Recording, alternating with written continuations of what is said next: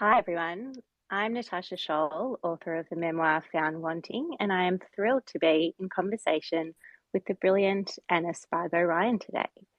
Before we begin, I'd like to acknowledge the Boonwurrung and Wurundjeri Woiwurrung peoples of the Eastern Kulin Nation as traditional owners and custodians of the land on which I live and work, and pay respect to the elders past and present. I acknowledge, as ever, that sovereignty was never ceded. As part of Booktoberfest, Booktopia's annual festival of the best new books, which runs throughout October, I'm thrilled to be joined today by Anna Spargo Ryan, author of The Gulf, The Paper House, and now her brand new, eviscerating, and beautiful memoir, A Kind of Magic. Feel free to show support and let us know via an emoji reaction in Anna's book. Of course you have. But if you haven't, you can get a copy right now from booktopia.com.au. It's apt that we're here on Twitter because you say in your book, Anna, that you live here. So to kick off, I'd like to ask you about how this book found its way into the world. Can you talk about the tweet that set things in motion and what prompted it? Yes. So, yes, the first part of that answer is that I do live on Twitter. It's where I spend probably more time than anywhere else.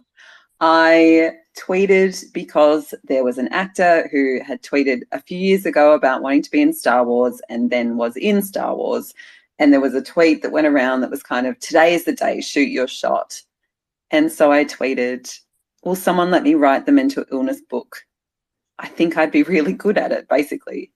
And I got, off the back of that tweet, a lot of interest from publishers, which I didn't really expect. I mean, I tweet nonsense all the time, but on that occasion, they were really sincerely interested in what that might look like. So I actually ended up with 11 different offers from publishers, and went through this very hectic process of going to auction and things that, I guess as a writer, I had only dreamed might ever happen. A publishing auction, terrifying and beautiful thing, but I was just curled up on the couch for 3 days while it happened, just not functioning at all. And then, in the end, it became a book. Amazing. And when you sent that tweet, was the book you've ended up with today, is that the book that you thought you would write? No, I thought that the book, I'd written a lot of other nonfiction about mental health and short pieces, and they were drearier, I think. And I thought that the book would also be that. I sort of set out thinking that it would be an angry book, that I would talk about, difficult things that had happened in my life and people who had wronged me, and where that led me to as an adult and that sort of thing. And actually the book that it ended up being is much less angry than that. It ended up, actually, the process of writing being quite an eye-opening, healing sort of process, not cathartic. I've been trying to differentiate this for people, trying to articulate what I mean by not cathartic. It wasn't like I wrote it all down and then it was gone and I don't worry about it anymore. It was more like I was able to do research that helped me to contextualize what happened in my life and let go of the hostility and resentment and feelings like that I had carried around about it. So by the time I finished writing the book, it was, I think, quite different from what I maybe envisaged that day. That day, I just wanted an ego boost, really. It's like, yeah, people do think I could write the mental illness book, and then go on my way. I didn't, I think, expect it to actually become a book contract. Yeah, a wise warning to others then. Yeah, like, be So careful what you tweet, always. yeah, Yeah. exactly. And you've touched on this briefly in your answer, but this book is many things, but one of them, and perhaps surprisingly given the subject matter, is that it is funny. You referred to it before as that when you set out to write it, it was perhaps something else, but it is a very funny book. So can you speak a bit about the role of humour both in your life, I guess, and in the book as well? Yeah, I mean, humour, I think, at a very base level, keeps me alive. If the only way that I understood myself was as someone who lives with serious mental illness, I think I would, just really struggle to get out of bed every day. Lightness and laughter are the reasons that I feel like I can go on a lot of the time. And I guess what I wanted people to understand about living with serious mental illness is that it's not only that all of the time. It's a very complex set of feelings and symptomology, that you can be depressed and happy at the same time, that you can be anxious and glad at the same time. And that sometimes I think that in some ways being an anxious person has also helped me to be an empathetic person and, I guess like a gentle person. And that has humor in it too. The things as well, humor as a tool for a writer is an extraordinary way to be able to relate to somebody else. It's much easier and I think more effective to connect with somebody through a shared joke, So the book uses that as a way to laugh with somebody, which is really powerful. If you're someone who has been marginalized by an illness like serious mental illness or like anxiety or depression, or in my case, psychosis, these quite scary, isolating sorts of experiences, knowing that someone is walking alongside you and laughing with you, it can be transformative. I'm just alone in this. I'm not the brunt of someone else's joke singularly. There are other people who can look on the bright side of this, who are with me on this kind of often terrifying journey. That's a beautiful answer. And I guess part of that as well is the power of words, which you speak about so beautifully in your book. So I guess at one point you say, I offer my own story as evidence that I can build a self. So why do words and stories matter? I think with mental health, one of the concerns that I have is how difficult it is to articulate the experiences to somebody who can help us. So this is something that I've touched on in the book as well, but several rants about recently too, which is if you go to a doctor and you say to them, I have anxiety or I feel anxious, it's an extremely abstract, limited kind of vocabulary that you have to offer in a clinical setting, but it's sort of at one level all you have. When I was first psychotic as a teenager, I went to a doctor and there was no way even for me to understand what was happening. If you've never been on the other side of reality, it's like saying to someone, what's on the other side of the universe? Like there's no way of conceiving of what that's like. So how I was going to articulate that to a doctor, I just had no idea. So I started throwing out these sort of metaphors that I hoped, gave any sort of insight into what I was feeling. Like everything is covered in glad wrap, or it feels like I'm on a movie set, or I feel like there's fog between me and the rest of the world. I don't know what's real, and all these sorts of things. And the doctor kind of just stared blankly at me and then treated me the same way that she treated everyone, a bit weird. And what that showed me was that the way that I used language to describe a very specific kind of experience had no clinical value. And I really feel that was 20 years ago. And in the intervening time, it's a little bit, but not a lot. I really think that we're missing a trick by not listening to and incorporating the language that people use to describe their own experience, that even though it's not sort of strictly diagnostic or clinical experience, wording, rather, vocabulary, that it carries an enormous amount of insight that is missed in a clinical setting. So if someone comes in and says, it feels like everything has glad wrap all over it, and a doctor goes, oh, do you know what? Someone else said that they felt like everything was varnished, and maybe that's a similar experience to what you're describing. And here's what I know about what helped them. Suddenly we have just a really dynamic way of navigating healthcare, I guess. And I think that is going to be and should be a really critical part of moving forward with mental health care.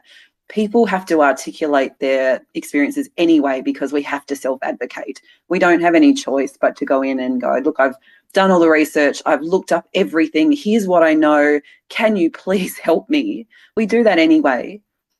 We could incorporate that kind of language into the way that people are treated by professionals, they will get better care.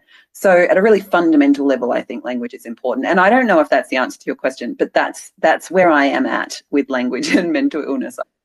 Yeah, that definitely does answer the question. And then on the flip side, I guess, of that we are in a system that does require medical language and labels to some extent. So how does that, I guess, help or hinder people experiencing mental illness? And is there a better way? I know a lot of psychologists who don't give labels anymore, and mine is a bit like that, but they also sometimes offer a framework that can be helpful, like in terms of heading in the right direction. So she was the first, my current therapist was the first person who'd ever said personality disorder to me. And while she has since said, either your personality disorder is now in remission, which is a thing they can do apparently that I didn't know, or you kind of never had one, but you had traits of one. It's to re-understand, reimagine, recontextualize the treatment that I had sought until then. So personality disorder, as opposed to mood disorder, like transient sort of anxiety and depression, is usually the result of things that have happened in the past. And I had never taken a good look into things that had happened in the past in a clinical setting. I had done CBT, which was, how are you feeling today? Oh, you're feeling awful. Okay, push those feelings aside and carry on. And then tomorrow when you feel awful again, inevitably, push them aside again. And instead of treating the root cause, I was just doing that. I was just avoiding, going around my feelings a lot of the time. And so I wasn't getting any better. And having a framework of diagnostic tools and criteria, which was borderline personality disorder, meant that I could look into, again, self-advocating, but look into, what does that mean? How do they usually approach this? What are some of the treatment options? What can I learn from this? And then what happened as a result of that was that we did a lot of like inner child work, and we did a lot of, where does the root of your pity come from? What do we know about the impact of your childhood on how you are as an adult? And all this kind of stuff that I'd never done before. And that was life-changing work for me. And we wouldn't have done that, I don't think, if we hadn't at one level had a shortcut or a shorthand for the kind of treatment that was going to help me. So I think they can work together, but like, you know, they're kind of on two parts of the same continuum, where the language is too simplistic, and then the way that we apply a label is too simplistic. So applying a label in isolation, and that's all you do, you go, oh, yes, you have generalized anxiety disorder. I'm like, yes, I do. But surely there's more to it than that. Like, what do we do with that bit of information? That's where I think we miss the important work, which is, you know, what's the value of that label? And then how are we going to use it in a therapeutic setting, in part of your treatment? How does that form part of the work we do now? It's not the end. The label isn't the end point. It's sort of a midpoint at one level, I guess. And what comes next is really important. And I guess that leaves room for the nuance as well, because two people with the same label experience the world completely differently, which makes treatment difficult as well. So I think that's part of the value of your book as well, that people will see themselves in there, or parts of themselves, and it's valuable and important, which isn't a question. That's just me fangirling. No, absolutely. So another theme that runs through the book is memory, and you touched on this briefly just then, to do with childhood, but it's not just memory, it's the unreliability of memory. So how does memory and its fallibility shape who we are as people, and how did you deal with the slipperiness of memory and time when writing your memoir?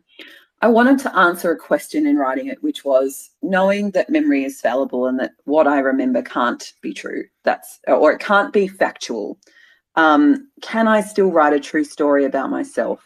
And that was what I wanted to try. And as I was writing the book and I was learning about how memory works, it changed my understanding of what memory is for and how we navigate it and how we use it. So, you know, we have different kinds of memory. Some of them are ones that we can voluntarily, consciously recall, like, you know, remembering a birthday party we went to or whatever. Some of them are inherent, and we can't call them up, and they just kind of sit in our body, and they're things that, like, breathing is a memory. Knowing how to do that is a kind of memory. Knowing what knowing color the sky is, knowing that that's blue, that's called blue, that's a kind of memory. We have all these different kinds.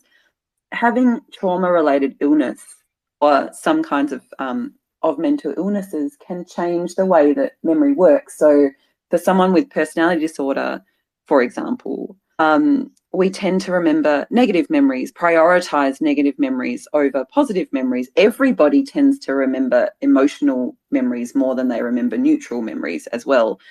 We tend multiple memories into one memory, so mash them all together into some terrible thing that happened. And then the way that that functions is we use those memories as kind of, like building, like a bit like Inside Out, like core memories, which is not really a real thing, but that we use that as a building block to understand who we are. So the things that happen to us help us understand who we are as people, and that informs the decisions that we make and how we feel about ourselves and all these sorts of things.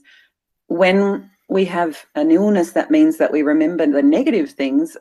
We therefore, of course, build a an identity, a feeling of self-worth off the back of overly negative memories. And so we grow up to be distressed adults who feel worthless, who feel like burdens, all these things we've sort of been taught to feel about ourselves, and they just become more and more embedded unless we figure out where they come from and try to resolve them.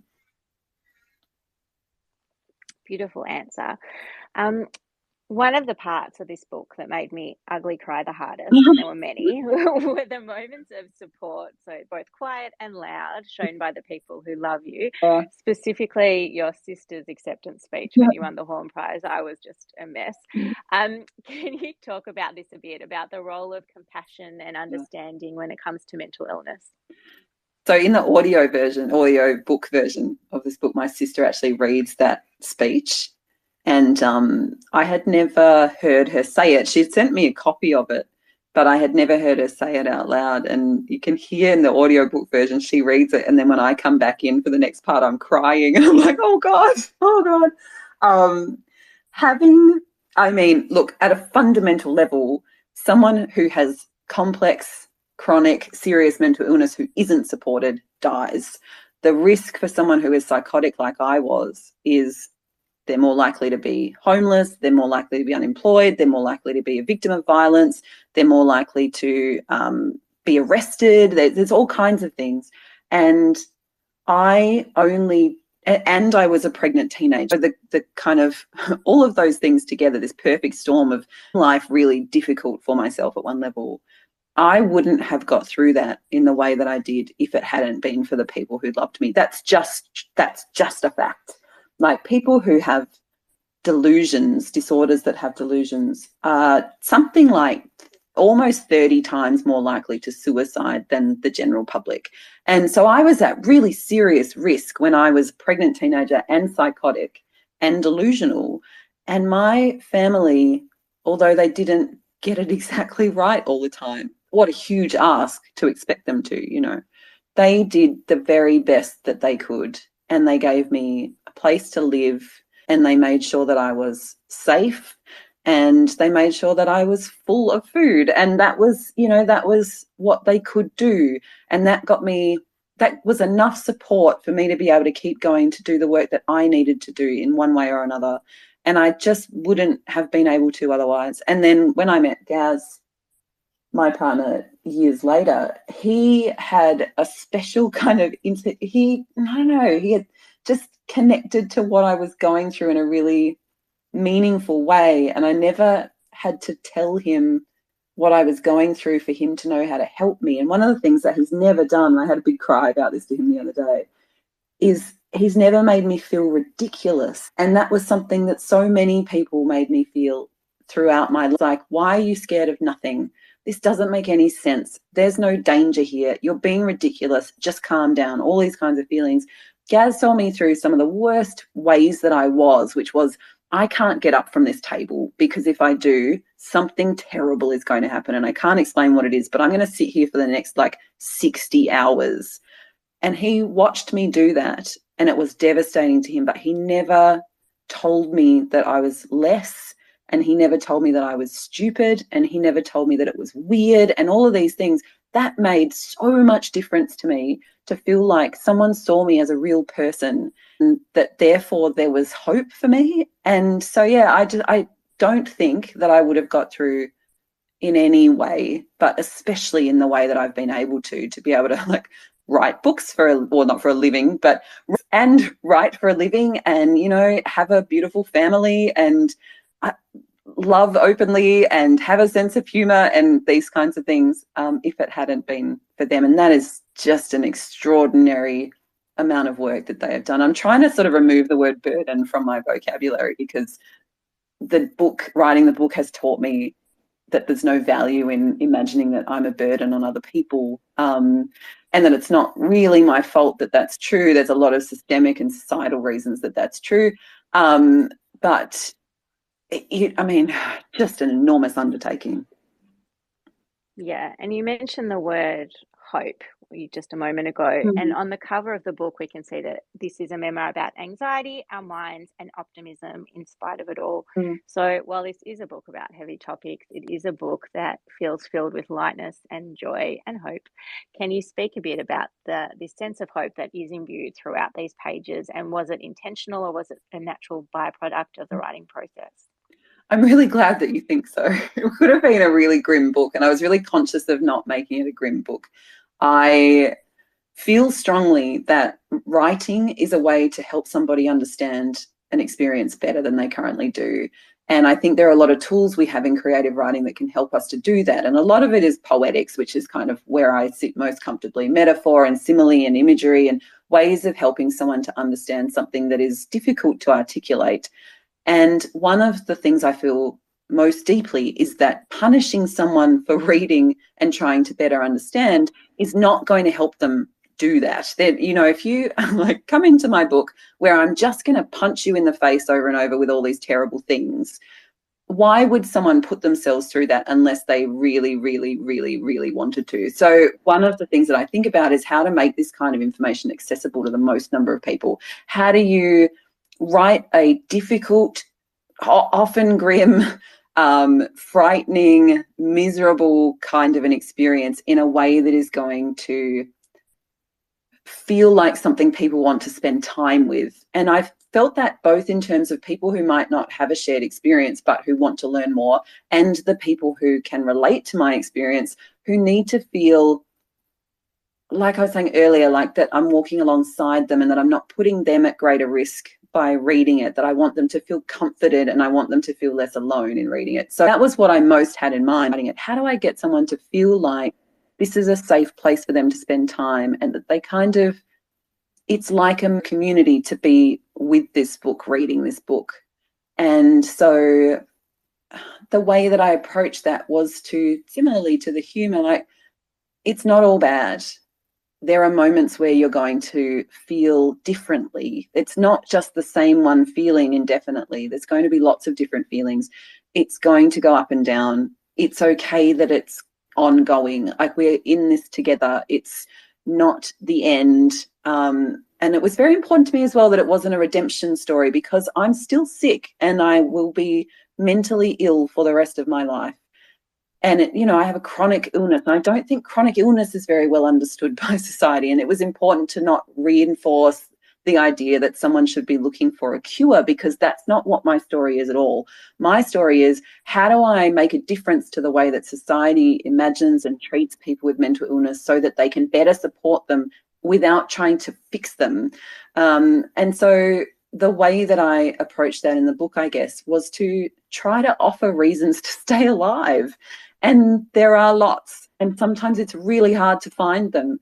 And it felt crucial to me to include them in this book, whether it was just a moment of like, oh my God, isn't it just a bit fucked when this happens? And you've experienced it and I've experienced it, because that's what everybody who goes to therapy thinks at one point or another. Or is it like, there was a moment where someone said this thing to me and I felt completely understood, or I had a moment of calm. Or sometimes I look at my children and what an amazing thing to have in my life, this kind of really uncynical beauty of having a family that I adore, or whatever it was. But reasons to stay alive. And it needed to have that in there, and so that people who read it could have a full, I think, relentlessly grim books are very, very difficult reading. And I want people to read and I want people to learn from what I'm saying. So I can't punish them for reading it. So yeah, giving them places to rest along the way was a really important part of it too. Yeah, this book is the opposite to a punishment, and you achieved all that you set out to. I think one of the first things I said to you after I finished reading was that this book will help people. That's one of the first things that stuck out to me. So, what has the response been to your book, and was it different to what you expected? It was different to what I expected because I'm an insecure person, so I thought it would just be people telling me how they hate me. I mean, it's been amazing. I've had people say to me things like, this has given me a new way to talk to my family, or I'm going to send a copy of this to my psychologist because I think they'll be able to learn something from it. Or this is the first time I've ever heard anybody say this in a way that resonates with my experience. Or I've never heard anybody have this same experience, and now I don't feel like I'm the only person. And those were the things that I wanted more than anything for people to take away from it. And one of the things I noticed was I got this beautiful review in the Saturday paper a couple of weeks ago from Geordie Williamson, who, you know, it's an honor to be reviewed by him at all, let alone viewed beautifully by him. And I read this review and I was like, oh, wow. Because I'm a writer first, I guess. You know, writing, I've been a writer for many years, and I've wanted to be a writer since I was a little kid, and I teach writing and I'm a full-time writer, all these things. I'm a writer. So I thought I wanted someone to read it and go, gosh, this is beautiful. And he did. And then on the same day, I got this message that said, like that one about the psychologist that said, I've taken a copy of this book to the psychologist with parts of it highlighted because I think it's going to help me talk to them about it. And I think it's going to help me if I do. And I realized in that moment how much more I wanted someone to feel like they had been helped than I felt like I had written something beautiful. And that was really profound for me. I didn't expect that to happen. I thought I would be more concerned with the part and with people thinking that I had created something beautiful. It's funny because now I don't care what people think about the writing. I care about what they've been able to take away from it. And that is a totally foreign idea to me that I'm kind of trying to work through, actually, that there's more meaning in this, how it applies and how it what it communicates than in someone realizing that it has a beautiful metaphor in it. That's beautiful. And on that note, I know that this book is about helping people, but it is written beautifully, and it does deserve to be reviewed for its writing as well, because it is a stunning work. So there may be emerging writers here today, and maybe people who are hoping to be published, or people who are just writing for catharsis or therapy. So can you share with us some writing wisdom or any words of advice? Yeah, the words of advice are just just so awful. They're like, you have to keep writing. If you want to finish writing a book, you have to keep going. And, you know, someone said to me once, no one cares if you don't finish it. And I was like, God, that's mean. And I was like, yeah, but I mean, they're right. The only person I'm letting down by not finishing it is me. I think one of the things that I have learned in writing is to try to have a sense of play and freedom in the writing, not to be bound by what you think it's meant to look like. Or like people have criticized me many times for not being grammatical. Like, well, yeah, I mean, I know what the grammar rules are. I just don't think they're the best way to express something. I feel like I can do something more meaningful if I kind of stand up against language in a way, if I try to use it if I try to wrangle it to say something that it doesn't say, which I think is the same thing as what I was talking about before in terms of the language we use for mental health. How can we use it differently? How can we play with it and explore what it's capable of and this kind of thing? And that also means, or has the added side effect of really enjoying writing. I hear a lot of people talk about how they hate it, how it's a slog, you know, that old, like, I hate writing, but I love having written. And I don't relate to that very much at all. I really love writing. And I think part of that is because I'm being reckless with it. And so I would recommend being reckless with it. Always change it and fix it later. But, you know, just like do whatever make it do things that are not what you expected, and listen to writing. Writing, you know, I think writing, even the process of it, not just dialogue, but the whole process, like what is the writing trying to do? And I think if you listen to it, you can hear where it's going. And I was saying to someone yesterday that when I write something, if I'm coming to kind of a part where I'm not sure exactly what I'm going to say. I don't know what the words are yet, but I often know what the cadence of the sentences are. Like I can feel the rhythm of what I'm trying to say sometimes before I know what the words are to describe it. So like listen, pay attention. Writing is a lot about, getting inside of I don't know, of just, I'm not even story because I'm a hopeless storyteller, a hopeless plotter, but I just love experimenting with what it's capable of. So yeah, don't make it a drag, I guess is the way of saying that. I love that. And I think I'm going to add I have got post-its all over my laptop as words of encouragement. So I think Be Reckless will be a new one that I shall add to my collection. Excellent. I'm conscious of time and I have pages of questions that I will not get to. I just love speaking with you. But I want to thank everyone for joining us today. It has been an absolute honour and privilege to be in conversation with you, Anna. For those listening, feel free to tag your friends to share the conversation. It has been recorded.